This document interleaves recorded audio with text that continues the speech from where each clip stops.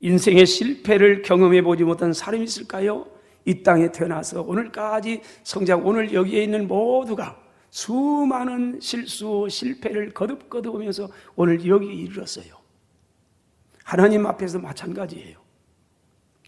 그 쓰라린 실패, 참 어떤 때는 너무 절망적일 때 있어요. 그런데 또 세월이 약이에요. 그러면 또 있나요? 그래서 어느덧 다 잊혀져 가면서 많은 실패를 해요. 여러분, 본문은 베드로의 실패 모습입니다. 내용은 우리가 잘 압니다. 예수님께서 겟세마네 동산에서 그의 무리들에게 잡혀서 끌려간 다음에 베드로가 예수 끌려가는 그 모습을 보고 베드로가 대제사장의 집을 따라갑니다. 끌고 가고 그 들어갈 때 멀찍이 따라서 갑니다. 그를 불을 피우고 추우니까요. 추우니까 불을 피우고 앉아있을 때 베드로가 그곳에 있습니다. 그때 사람이 와서 이 사람 예수님의 사람이다. 아니다. 다시 또 좀 지나서 아니다. 맞다. 아니라 3번이나 여지없이 주님을 부인하는 그 모습. 그 실패하고 고통스러울 때 오늘 61절입니다.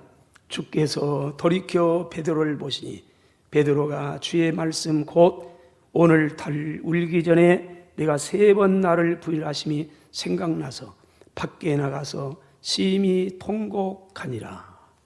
오늘 본문입니다. 오늘 본문을 통해서 첫째, 한없이 연약한 베드로, 아니 인간의 모습을 볼 수가 있습니다.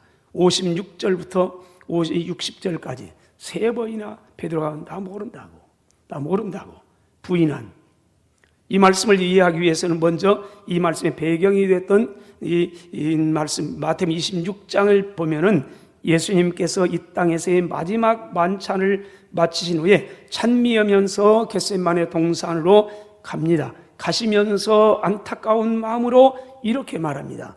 오늘 밤에 너희가 다 나를 버리라. 경고하지 않아요? 그럼 뭔가 준비하지요. 그때 베드로가 말합니다. 모두 주를 버릴지라도 나는 결코 버리지 않겠습니다.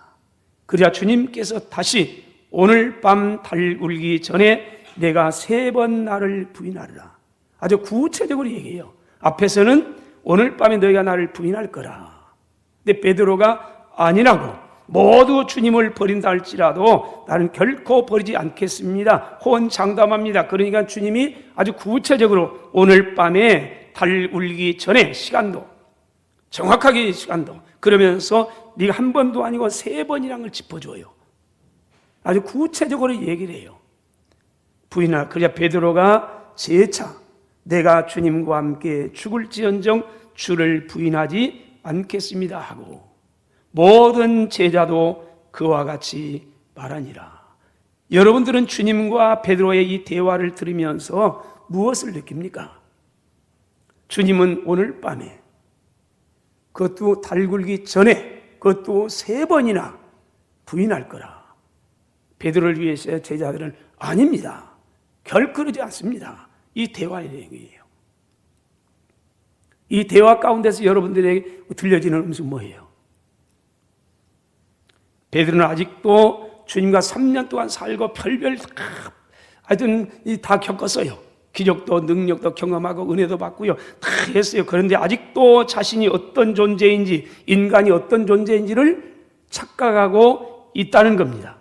대단히 자신을 과신하고 있습니다. 다 모두 주를 버릴지라도, 제자들 다 주를 버릴지라도 나는 결코 그러지 않습니다. 나는 달라요. 그 말 아닙니까? 내가 누굽니까? 베드로예요. 그 말이 아닙니까? 자신이 그날 밤에 달 울기 전에 3번 주님은 부인한다는데 나는 아니라는 거예요. 나는 아니에요. 주님이 그러면 그러는 겁니다. 그 경고 아니에요. 그러면은 무릎 꿇고 회개하면서 힘주세요. 능력 기도해야지요. 네, 아니에요. 대단히 자신을 과신하고 있습니다. 다른 말로 표현한다면 잔뜩 교만에 빠져 있습니다. 내가 3년 동안 주님같이 이렇게 해왔고요. 내 이름도 주님이 바꿔줘가지고요. 시몬이 아니고 베드로 반석 돌덩이인데요. 내가 어떻게 변합니까? 아닙니다.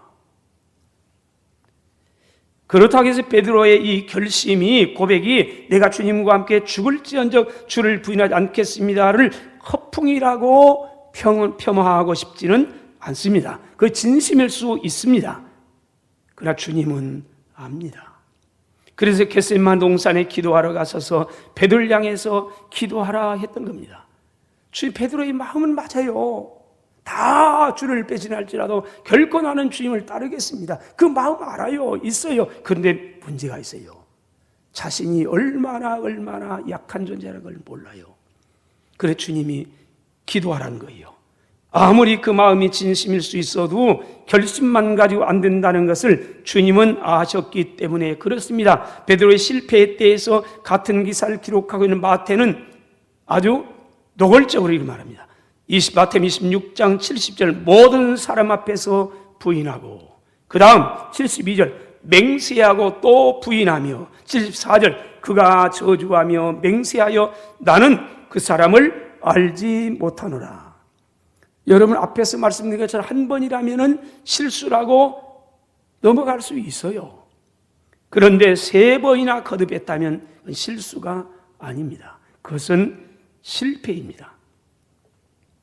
그렇다면 베드로가 이처럼 초라하게 신앙에서 실패한 이유가 구체적으로 뭘까요? 무엇 때문에 그랬을까? 먼저는 기도해야 할 때 기도하지 않았기 때문입니다. 마태복음 26장에 보면 예수님께서 겟세마네 동산에서 밤새워 기도하시기 전에 베드로에게 신신당부했으면 어떤 베드로에게요? 나는 버릴지라도 나는 주님을 버릴 수 없습니다. 죽을지언정 버리지 않습니다. 큰소리 뻥뻥치고 혼장담했던 베드로에게 41절 시험에 들지 않게 깨어있어 기도하라. 마음에는 원이로되 육신이 약하도다. 사람은 누구나 선한 일을 꿈꾸고 선하게 살고 싶을 겁니다. 예수 믿고 성령 받아가지고 거듭난 하나님의 사람이 말씀대로 순종하지 않고 내 마음대로 살고 싶어서 한 사람도 없어요. 다 하나님을 사랑하고 싶고 하나님 말씀대로 순종하고 싶고 다 하고 싶어요. 주일을 성수하고 싶고 11조 생활도 하고 싶고 섬기기도 싶고 다 선한 마음이 있어요. 성령 받은 사람 그러는 거예요. 그렇다면 모두가 다 그렇게 삽니까? 아니에요. 못 살아요. 어떤 사람은 살기도 하고 어떤 사람은 넘어지기도 하고. 뭐예요? 마음에는 원인데 육신이 약해요. 베드로가 그 모습 아니에요? 그래서 주님께서 그런 거예요. 안 되는데 어떡하느냐. 그래서 깨어있어서 기도하라. 마음은 원인데 육신이 약하다. 주님은 인간의 연약성 때문이라고 말씀하고 있습니다. 그러면 어떻게 해야 합니까? 시험에 들지 않게 깨어있어 기도하라. 마음에 원한다면 그것 가지고 안 된다. 깨어있어 기도하라. 깨어있어 기도하면 하나님의 은혜 받고 능력 받아서 얼마든지 그렇게 할 수 있다. 그러나 만일 깨어있지 기도하지 아니하면 아무리 마음은 원이지만은 육신이 약해서 안 된다. 그 말 아닙니까? 여러분 깨어있지 않으므로 하나님의 은혜를 받지 못하면 아무리 결심을 하고 각오를 해도 무너질 수밖에 없는 연약한 존재임을 주님이 말씀하는 겁니다. 우리는 그 얘기를 합니다. 50보 100보다. 인생은 다 50보 100보다. 이 얘기가 우리 사람한테 잘 알고 있잖아요. 전쟁이 일어났습니다. 적군이 들어오면 여기서 방벽을 쌓고 다 하면 아무리 군인들이 방벽을 하고 쌓고 보니까요, 아무리 적군이 너무 세가지고 도저히 이길 길이 없어요. 그래서 불안불안하니까 어떻게 도망칠까? 어떻게 도망칠까? 좌우보는데 막상 도망치는 못해요. 누가 어떻게 도망칠까? 마음만 먹었어요. 그런데 생명이 위협이니까 저쪽 있는 놈이 그냥 벌쩍 뛰어서 아이고 나 살려고 배경이 주랭랑 노는 거예요. 그랬더니 여기에 있던 내가 저놈 잡아 왜 저놈은 도망가는 거예요? 비겁한 놈이구만. 그래서 뒤따라갔어요. 50보 뒤에요. 먼저 뛴 놈이나 나중에 따라가면서 저놈 잡으라고 겁쟁이라고 놀린 놈이 다 50보 100보 인생이에요. 다음으로 베드로는 예수님을 따르긴 따랐습니다. 그러나 멀찍이 따랐습니다. 54절 보고 다시요. 예수를 잡아 끌고 대제사장의 집으로 들어갈 새 베드로가 멀찍이 따라가니라. 그것이 베드로가 주님을 3번이나 부인할 수밖에 없었던 실패의 2번째 이유입니다. 신앙생활은 주님과 함께 걸어가는 겁니다. 주님과 함께, 주님 가까이. 그런데 베드로는 주님과 멀찍이 따라갑니다. 야고보 장로님은 야고보 4장 8절에 하나님을 가까이 하세요. 하나님을 가까이 하세요. 하나님을 가까이 하세요. 그리하면 너희를 가까이 하시리라. 여러분, 하나님께서 저와 여러분들에게 허락하신 많은 축복이 있습니다. 그 가운데 가장 큰 축복을 하나라만 꽂으라면 여러분 뭘 꼽겠습니까? 하나님께서 우리에게 숱한 은혜의 복을 주셨습니다. 건강도, 시간도, 재능도, 돈도, 아파트도, 자동차도, 자녀들도, 직장, 사업장, 돈 많아요. 그 가운데서 한 가지만 꼽으라면요, 이건 말하면 마태복음 28장 20절에 주님 마지막 떠나시면서 마지막 약속입니다. 내가 너희에게 분부한 모든 가르쳐 지키게 하라. 따라서 합시다. 내가 세상 끝날까지 너희와 항상 함께 있으리라. 아멘. 할렐루야. 임마누엘의 축복입니다. 내가 세상 끝날까지, 언제까지요? 기간 중에 너희가 세상 떠날 때까지 내가 너희와 언제 항상, 힘들 때나 잘 나갈 때나 고통당할 때나 넘어질 때나 항상 내가 너희와 함께 있으리라. 그러므로 시인은 시편 73편 23절에 내가 항상 주와 함께하니 주께서 내 오른손을 붙드셨나이다. 내가 주님과 항상 함께하니까 주님께서 내 오른손을 꽉 붙드셨습니다. 28절 하나님께 가까이함이 내게 복이라. 하나님께 가까이 하는 게 내 인생의 가장 행복이었습니다. 이 고백이 오늘 저와 여러분에게 오게 되시기를 축원합니다. 하나님, 이것저것 참 감사해요. 저것저것 맞아요. 감사하지요. 내 가장 큰 행복은 그분이 나와 함께하는 것. 임마누엘의 축복입니다. 예수님은 다름이 아니에요. 하나님이 인간이 됐어도 우리와 함께하려고요. 그러지 않은 건 견딜 수가 없어서요. 왜요? 우리를 사랑해서요. 창세기 39장에 보면 요셉이 이집트에 끌려가 가지고요, 보디발의 가정에 종으로 있을 때입니다. 학자들은 17살 정도에 끌려갔다고 합니다. 그러니까 약 1년 정도 됐습니다. 18살 정도 됐습니다. 성경에는 나이가 없습니다. 그런데 어느 날 보디발의 아내로부터 많은 유혹을 받았습니다. 왜냐하면 이때 요셉의 나이가 제가 18살이라고 했던 것은 성경에는 없습니다만은 전해왔던 책 야살이라는 책이 있습니다. 여호수아에도 기록되어 있는 책이에요.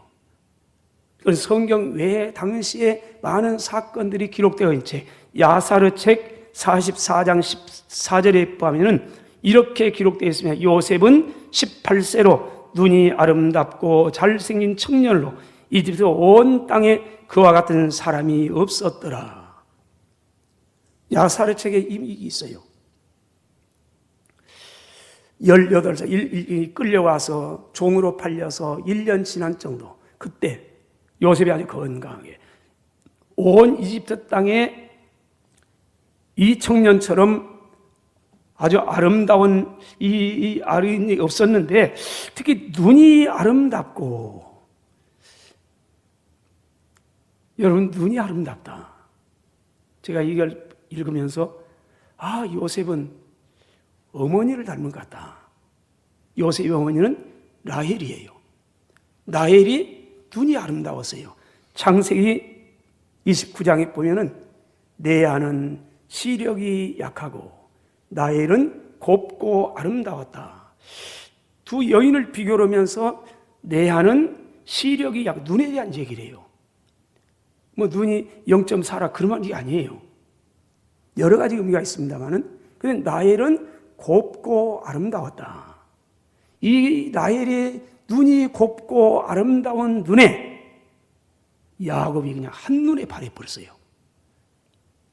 그래서 라헬을 집었어요. 근데 이 라헬이 요셉의 어머니거든요. 그래서 이 요셉의 눈이 아름다웠다. 그래서 엄마의 눈 닮았을까? 그건 제 생각입니다. 어쨌든 잘생긴 청년으로 온 땅에 과 같은 사람이 그래서 유혹을 받는데 창세기 39장 10절로 12절의 상황 이렇게 말합니다. 여인이 보디발의 아내입니다. 날마다 요셉에게 청하였으나 뭘 청했냐? 동침하기를 청했습니다. 그러나 요셉이 듣지 아니하여 동침하지 아니할 뿐더러 함께 있지도 아니하니라. 그럴 때 요셉이 그의 일을 하려고 그의 이 보디발의 집에 들어갔더니 마침 그 집 사람들은 하나도 거기 없었고, 그래서 그 여인이 요셉의 옷을 잡고 이르되 나와 동침하자. 그러나 요셉이 자기의 옷을 그 여인의 손에 버려두고 밖으로 뛰쳐 나갔더라. 요셉은 죄악의 자를 박차고 나갔습니다. 이곳에 있으며 주여 도와주세요, 도와주세요 그랬으면은 요셉은 넘어질 수 있습니다. 근데 요셉은 아니에요. 그 옷을 잡으니까 옷을 벗어냈고 도망쳤어요. 팍 차고 나갔어요.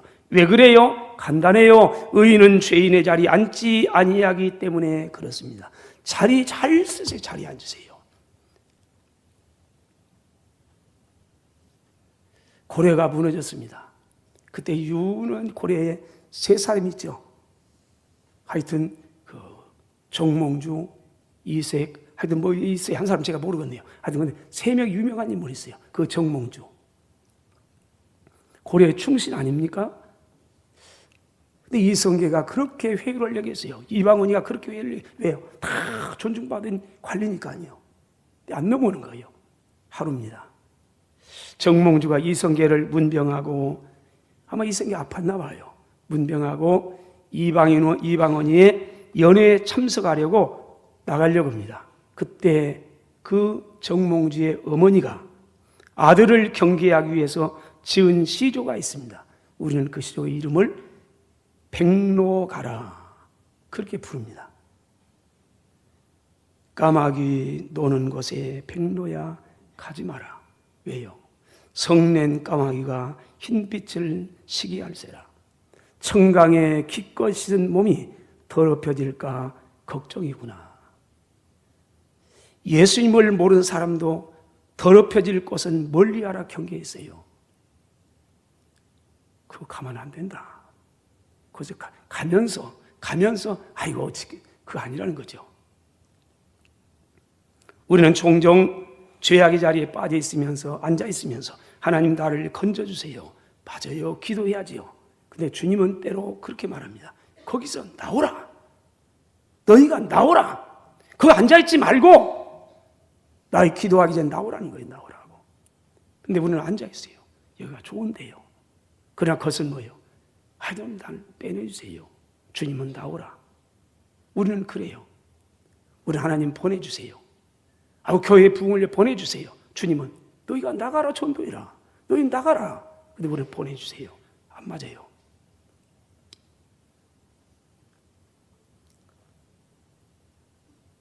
시험에 드는 사람을 보면 꼭 시험에 들 자리만 찾아서 시험에 드는 걸 봅니다. 원망하는 사람을 보면 꼭 원망하는 사람들끼리 그래서 원망하는 봅니다. 불평하는 사람 보면 꼭 불평하는 사람끼리 만나는 걸 봅니다. 사랑하신 여러분, 만일 여러분과 같이 있는 사람이 원망하고 불평하면 그 자리를 팍 차고 나오세요.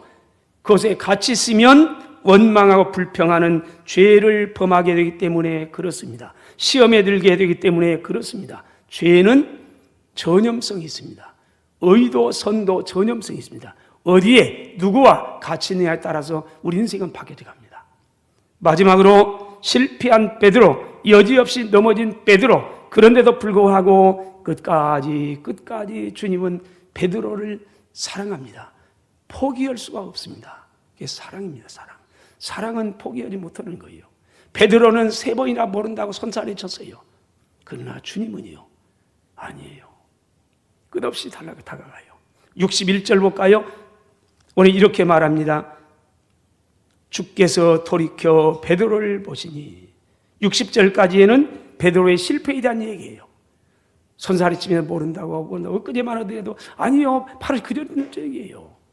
그때만 하더라도 죽으면 죽었지 주님과 함께 걷다고 그렇게 큰 소리 친 사람이 지금은 싹 변했어요. 그때 그리고 달기 울고요. 그때 주님이 돌이켜 베드로를 보시니 여기 보았다는 단어는요, 헬라어로 엠볼레토라는 단어인데, 이 엠볼레토라는 단어는 사랑을 가지고 바라보는 걸. 여러분, 눈은 보기만 합니까? 말합니까? 눈으로 말합니다. 눈을 딱 보면서. 그 눈을 보면, 난 미워하만. 아니면 난 좋아하는만. 알아요. 그저 얘기를 하다가도 겉과 속이 닮아져 눈을 딱 떨어요. 안 봐요. 나 좀 봐요! 그래도 안 봐요. 눈은 보기만 하는 게 아니에요. 말을 해요, 말을. 이 엠볼레포라는 단어는 사랑을 가지고 바라보는 것. 예수님을 3번이나 부인하고 저주한 베드로를 바라보시는 예수님의 눈은 책망의 눈도 아니에요. 비난의 눈도, 분노의 눈도, 실망의 눈도 아니에요. 또 실망했다. 그 아니에요.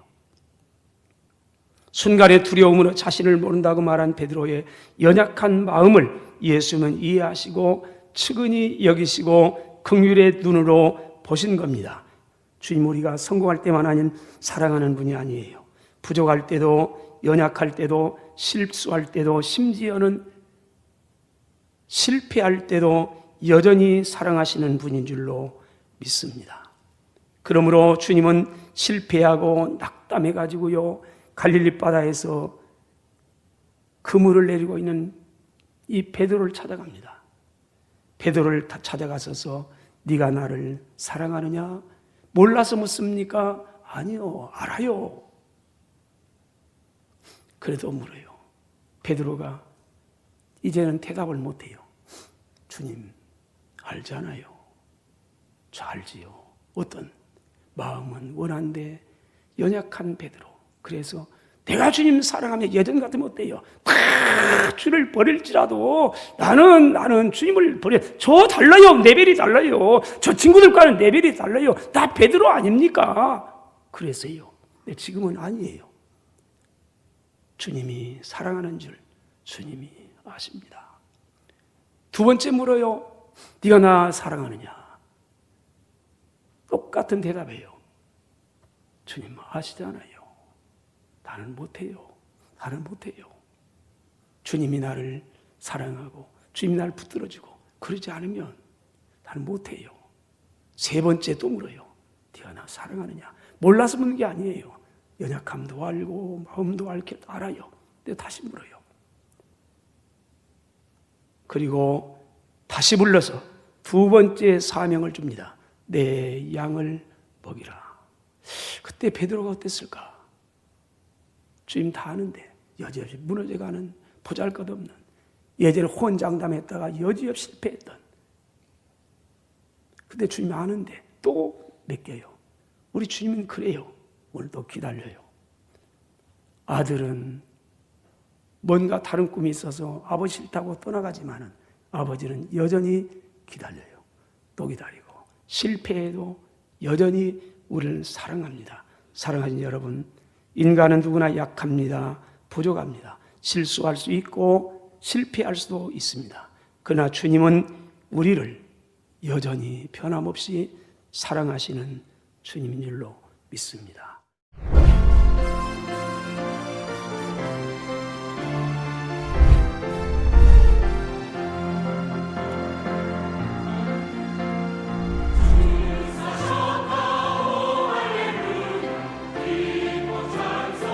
주님께서 죄와 사망의 권세를 깨뜨리고 부활하셔서 우리들의 영원한 참 소망이 되어주셨습니다. 부활의 기쁨과 감격을 같이 나누고 코로나로 인해서 무기력해진 우리들의 신앙을 다시 일으켜 세우기 위해서 전주시 기독교연합회에서 부활절 새벽 연합 예배를 드립니다. 3월 31일 새벽 5시 실내 체육관입니다. 부활의 능력으로 부흥의 새벽을 깨우는 성도가 됩시다. 성도 여러분을 기쁜 마음으로 이 연합 예배에 초청합니다.